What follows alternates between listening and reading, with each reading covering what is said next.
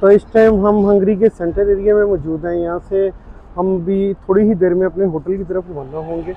ये एक train station है पीछे मेरे, और हम अभी यहाँ पे मैकडोनल्ड ट्राई करने लगे हैं। तो उसके बाद फिर हम कुछ ही समय में जो सा है हम अपने होटल की तरफ रवाना हो जाएंगे।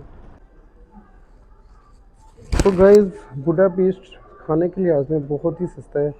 हमने यहाँ पे एक मील परचेज़ की है जिसकी कीमत सिर्फ 3.5 यूरो है, जबकि यही मील अगर हम वहाँ पे जाके खाते, अगर हम ये मील ऑस्ट्रेलिया में यूज़ करते तो ये कम से कम भी 10-12 यूरो में हमें मिलनी थी। आइसक्रीम भी है, ड्रिंक भी है और मैक्सिकन बर्गर भी है। तो साथ में मैंने उन्हें 10 यूरो दिए और उन्होंने मुझे इतने सारे पैसे वापस कर दिए। इसका मतलब हम यहाँ आके तो बहुत ही ज़्यादा हमारी बचत होगी। तो खाने पीने के लिहाज से काफ़ी ये सस्ता है मेरे ख्याल से।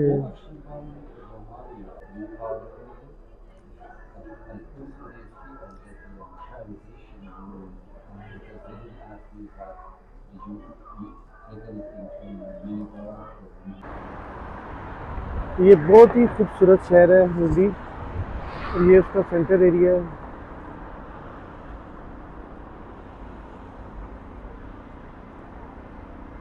ये बिल्कुल पास में मैकडोनल्ड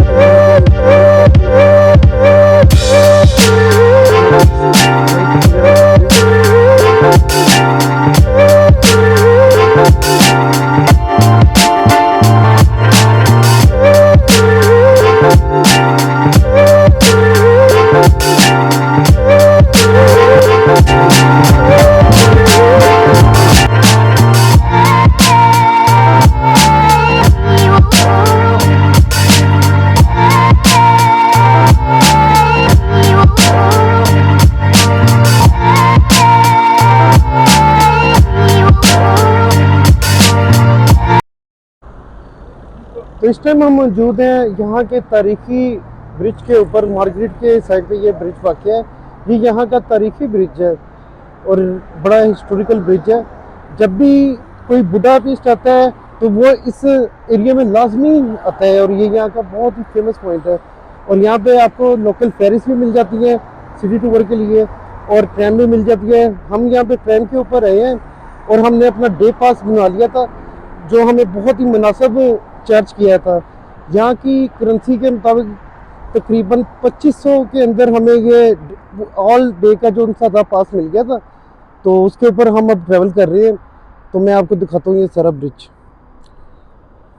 तो ये हमारे बिल्कुल पीछे वाक़या है ब्रिज। ये काफ़ी ही खूबसूरत एरिया है। बुडापेस्ट का सेंटर एरिया में ये आता है। इसका बहुत ही एक पुरानी तारीख है। ये जो रिवर आप देख रहे हैं ये आपको 3-4 कंट्रीज़ में मिल जाता है। ये ब्रिटिश लावा से भी गुजरता है, ऑस्ट्रेलिया से भी गुजरता है। तो ये यहाँ का बड़ा ही खूबसूरत पॉइंट है। जो भी टूरिस्ट आते हैं वो यहाँ पर लाजमी आते हैं। और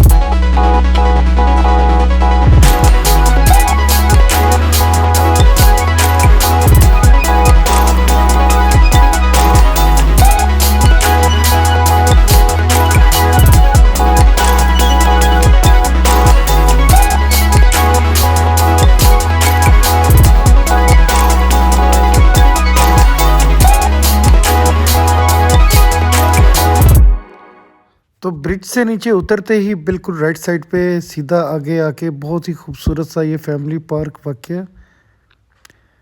काफ़ी सारी फैमिलीज़ यहाँ पे एंजॉय कर रही हैं।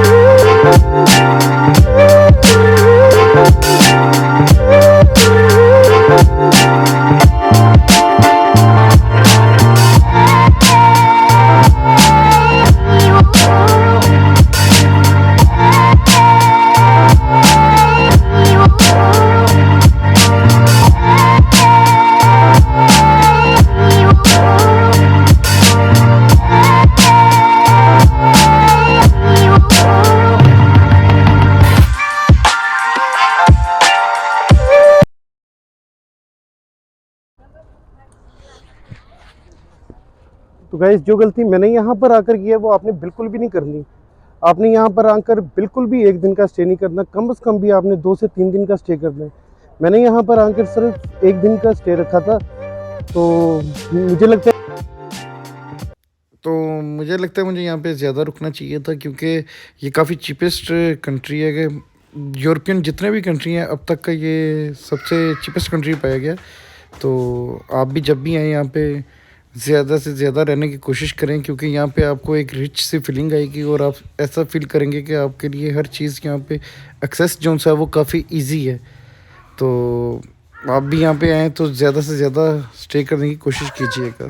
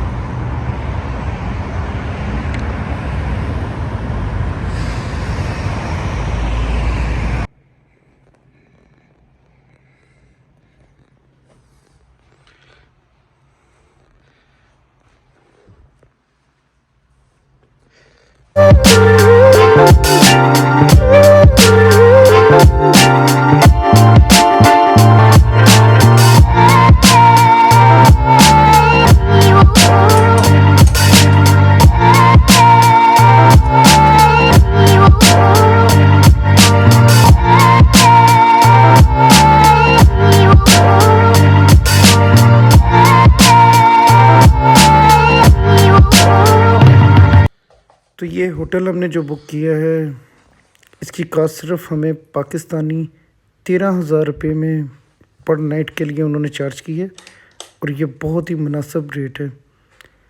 ऑफ सीज़न में जो हॉस्टल्स होते हैं उनका 5,000 रेंट जाता है, लेकिन अभी सीज़न इनका चल रहा है। हॉस्टल भी जो से हैं वो यहाँ पे 8 से 9,000 पर डे के लिए मिलते हैं। चिकन की ग्रेवी है, तो ये काफ़ी मुनासिब पैसों में हमें यहाँ पे मिल गया। हंगरी काफ़ी चीप है हर लिहाज से, खाने पीने के लिहाज से, होटल्स के लिहाज से, हर चीज़ आपको यहाँ पे बहुत ही मुनासिब अवेलेबल मिल जाती है।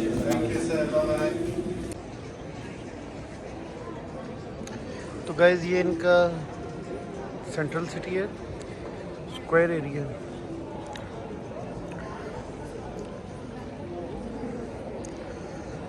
ये कुछ दिखने में बहुत ही प्यारा सा लगता है।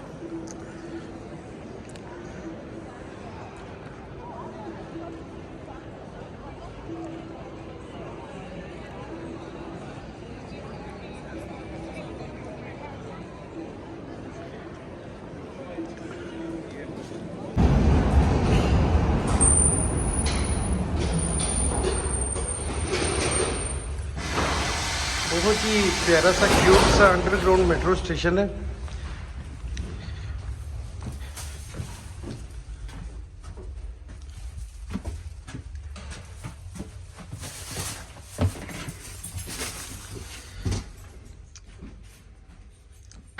हम अपने स्टेशन ऑक्टोगोन पे पहुंच गए हैं।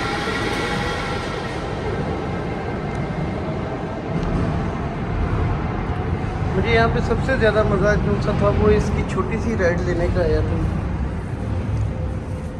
इसकी राइड बहुत मज़े की थी। अब तक मैंने जितनी भी यहाँ पे ट्रैम्स यूज़ किए हैं उनमें सबसे मज़े की राइड इसकी थी। तो गाइस एक बार फिर से मैं मौजूद हूँ बुडापेस्ट के ब्रिज पे। यहाँ पर हम सिर्फ रात को जो ब्यूटीफुल व्यू है वो देखने आए। मुझे किसी ने कहा था यहाँ पे रात का जो व्यू है वो बहुत ही अच्छा नज़र आता है, जिस वजह से हम यहाँ पे दोबारा आए हैं। तो ये सामने जो हमें बिल्डिंग दिख रही है ये बुड्ढा पैलेस है, ये बिल्कुल सामने हमारे। और ये बिल्कुल सामने जो अब हमारी नज़र आ रहा है ये यहाँ का पार्लियामेंट है। ये बहुत ही खूबसूरत दिलकश नज़ारा है। नीचे जो फेरी खड़ी है इसकी रात के टाइम डिनर और एक राइड ये देते हैं, जिसके ये सिर्फ हमसे 20 यूरो चार्ज करते हैं। और इसके अंदर पार्टी होती है, ट्रेडिशनल सॉन्ग्स होते हैं और डांस वगैरह होते हैं। आज क्योंकि संडे है तो मार्केट्स जो सी थी वो क्लोज़ हो गई हैं। ज़्यादातर यहाँ पे नाइट क्लब्स और पब्स वगैरह ओपन हैं, तो हम इस तरह की प्लेसेस पे जाने से अवॉइड करते हैं।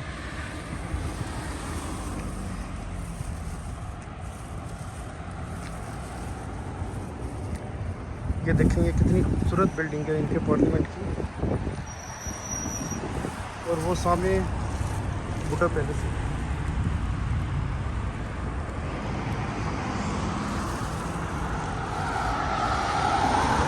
जो लोग इस चीज़ का शौक़ रखते हैं, नाइट लाइफ को एंजॉय करना चाहते हैं, तो ये उनके लिए आइडियल प्लेस है उन लोगों के लिए, क्योंकि यहाँ की नाइट लाइफ जो सी है वो बहुत फेमस है और मशहूर है। स्पेशली यहाँ के क्लब्स पब्स वगैरह जो से काफ़ी फेमस हैं। हम उस साइड पे गए नहीं क्योंकि हमारे पास टाइम थोड़ा था, एक ही दिन था, तो जिसकी वजह से हम उसे कवर नहीं कर सके। वैसे भी हमने आपको बाहर से उसका व्यू दिखाना था, अंदर तो हमने जाना नहीं था।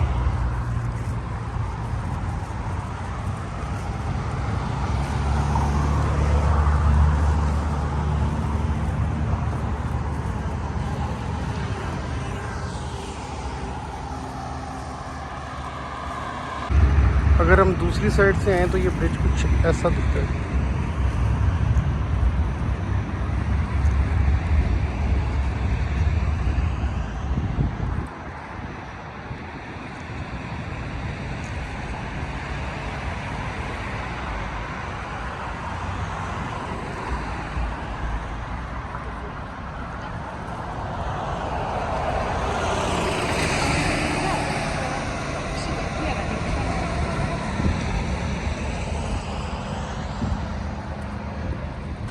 बहुत ही अच्छा सीन है, यकीन माने मैं लाइव देख रहा हूँ, मुझे ये बहुत अच्छा लग रहा है।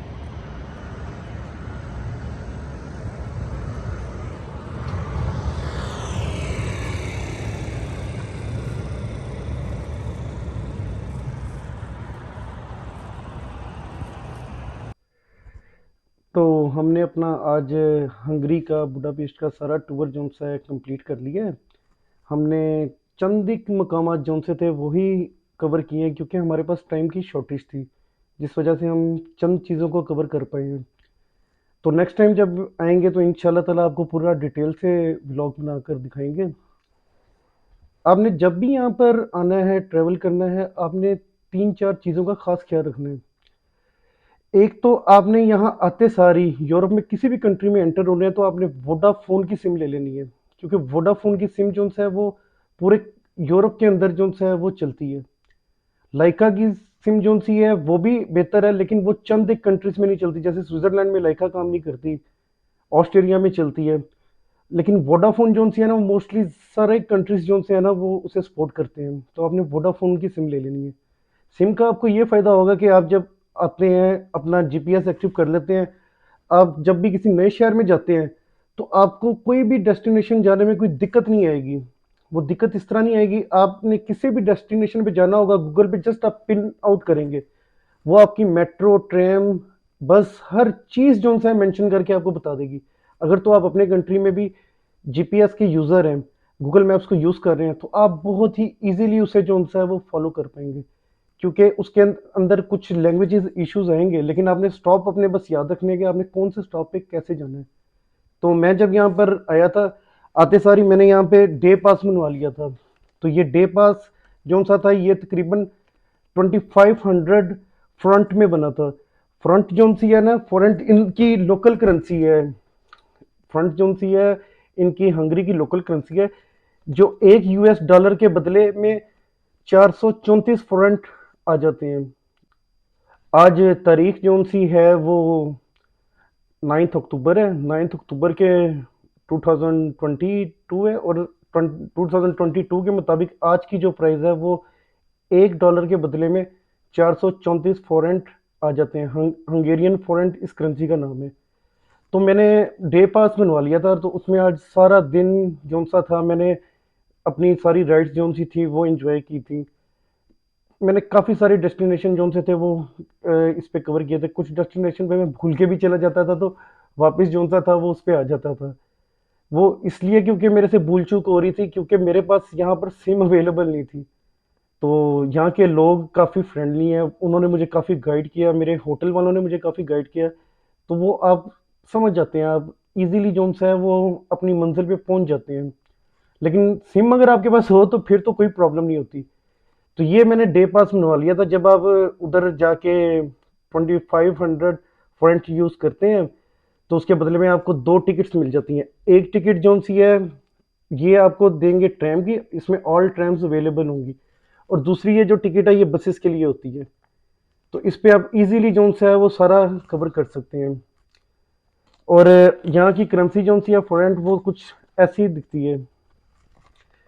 यूरोप में कोई 3 या 4 मुल्क ऐसे हैं जहाँ पर जो सा है वो उनकी अपने मुल्क की करेंसी चलती है, यूरो नहीं चलता। जैसे यहाँ पर भी चंद जगहों पे यूरोप एक्सेप्ट कर रहे थे, लेकिन मोस्टली जो ज़्यादातर प्लेसेस थे वहाँ पे इनकी लोकल करेंसी की डिमांड कर रहे थे। तो आपने ख्याल रखना है, जब भी आप हंगरी अगर आए तो आप इनकी करेंसी एक्सचेंज कर लें तो वो ज़्यादा बेहतर है। वैसे तो मैंने जहाँ जहाँ पर भी गया हूँ अपने मैं कंट्री से ही अपने कार्ड्स को एक्टिव करवा के आया था। तो मेरा वीज़ा कार्ड और मास्टर कार्ड हर जगह पे चल रहे थे।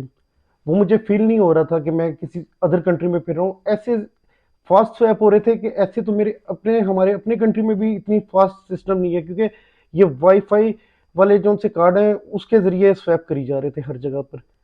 तो मुझे कोई ऐसी दिक्कत यहाँ पे पेश तो नहीं आई। लेकिन आप बजाय कि आप अपने कार्डों को यूज़ करें, आपको चाहिए कि आप यहाँ पे आके इनके हंगेरियन फोरेंट जो से है ना वो ले लें।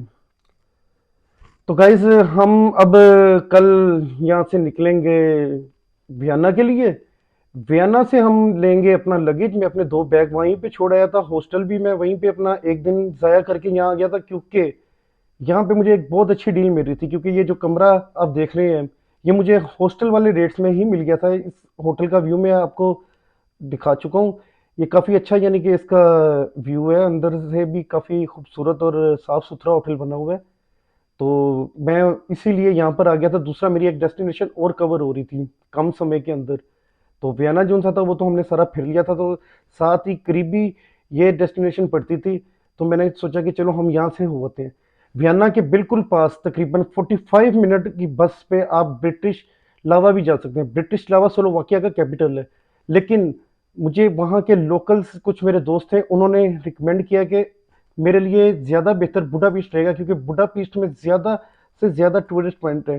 तो मेरे ख्याल से वो बिल्कुल ठीक कह रहा था, और मैंने बिल्कुल ठीक किया उसके कहने पर यहाँ आ गया। तो कल आपने मेरे साथ रहना है। कल मैं आपको लेके चलूँगा पहले यहाँ से वियना, फिर उसके बाद कल ही रात शाम को हम ट्रेन लेंगे वियना से ज्यूरिश के लिए 9। तो ये हमारा ब्रेकफास्ट है। ब्रेकफास्ट करने के बाद हम अपनी ट्रेन लेंगे और यहाँ से निकलेंगे सीधा वियना।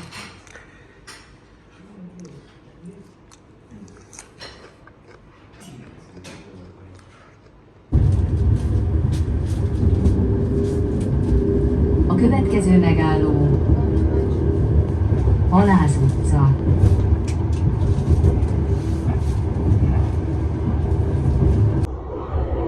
तो हम अपने होटल की तरफ से चेकआउट करके आ गए हैं। अब यहाँ से हम सेंट्रल स्टेशन की तरफ जाएंगे और वहाँ से हम वियना के लिए पहले पकड़ेंगे ट्रेन, उसके बाद वियना से ज्यूरिश के लिए। ज्यूरिख जो सा है वो स्विट्ज़रलैंड का इंतहाई खूबसूरत शहर है, तो हम अपने सफ़र में आपको वो भी डिस्कवर करवाएंगे। ब्रेकफास्ट यहाँ का जो सा था वो कोई इतना ज़्यादा कह लें कि बहुत ही अच्छा नहीं था, लेकिन बीच में जो सी थी स्ट्रॉबेरी योगर्ट वो डिलीशियस था। तो मैं आपको रिकमेंड करूँगा कि जब भी आप यहाँ पर आएँ तो आप ब्रेकफास्ट इंक्लूड ना करवाएं। अगर आप कोई और जगह पे अपना ब्रेकफास्ट का अरेंजमेंट कर लेते हैं तो वो आपके लिए ज़्यादा बेहतर है। तो उससे आप अच्छे तरीके से अपनी ही पसंद की जो सी मील है वो खा लेते हैं। ये यहाँ पे ब्रेकफास्ट ऐड करने के काफ़ी एक्स्ट्रा पैसे जो से हैं वो चार्ज करते हैं। तो मैं तो ये रिकमेंड करूँगा कि आप अपना ब्रेकफास्ट जो है वो ऐड ना करवाएं, वो पैसों की बचत करें और उन्हीं पैसों में आप किसी और जगह पे जाके मैनेज करें अपनी पसंद की मील को। तो हम बेलफोर्ड स्टेशन के सामने एक बहुत ही बड़ा मॉल है उसमें आ गए हैं और यहाँ से हम सिम परचेज़ करेंगे वोडाफोन की, जिसकी प्राइस 15 यूरो है और इनकी करेंसी में जो प्राइस है वो 5000 बनती है। तो आप यहाँ से आके अपनी सिम परचेज़ कर लें, क्योंकि बाकी सारी यूरोप में आपको सिम जो सी है वो बहुत महंगी मिलेगी। तो हम इस टाइम वोडाफोन के ऑफिस में मौजूद हैं, यहाँ से हम अपनी सिम लेकर एक्टिव करने लगे। तो गाइस कैलन फोल्ड स्टेशन के बिल्कुल सामने ये वोडाफोन का ऑफिस है, ये नीचे मॉल में बेसमेंट में वाक़ है। तो यहाँ से हमने अपनी सिम ले ली है। ये बहुत बड़ा मॉल है जहाँ से हमने सिम ले ली है, ये इसकी बेसमेंट में वाक़ है। कैलन फोल्ड स्टेशन के बिल्कुल अपोजिट ये बहुत ही बड़ा मॉल है जहाँ पे ये प्लाजा वाक़ है और साथ में इसकी बेसमेंट में जो सा है हमने दो चीज़ें परचेज़ कर ली हैं। एक हमने हैंड कैरी अपना लिया है और दूसरा साथ में हमने एक सिम यहाँ से परचेज़ की है। ये मॉल ऐसा दिखता है, यहाँ से हम बाहर जा रहे हैं और जाके हम कैलन फोल्ड से अपनी ट्रेन लेंगे। सामने कैलन फोल्ड जो स्टेशन है वो वाक़ है। इस मॉल में आपको हर चीज़ जो सी है वो मिल जाती है ज़रूरत है ज़िंदगी की। तो जी ये टॉयलेट है यहाँ से।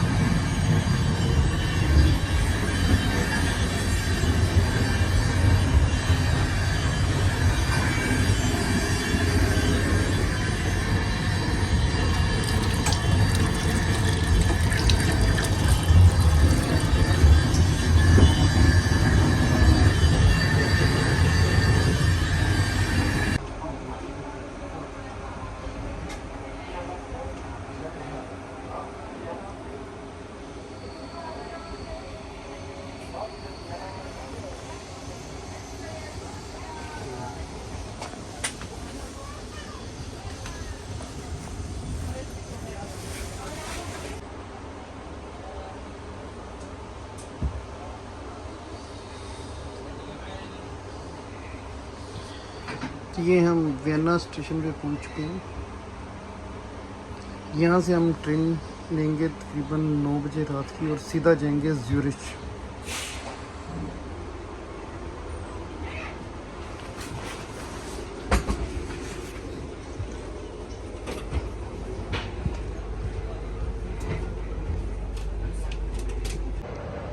तो ये वियना का इंटरनेशनल स्टेशन है, काफ़ी खूबसूरत और साफ़ सुथरा है। ये लोकल और इंटरनेशनल ट्रेन्स जो सी हैं, ट्रैम्स, हर चीज़ यहाँ पे अवेलेबल होती हैं। बहुत ही साफ़ सुथरा है ये, यहाँ पे स्मोकिंग भी अलाउ नहीं है।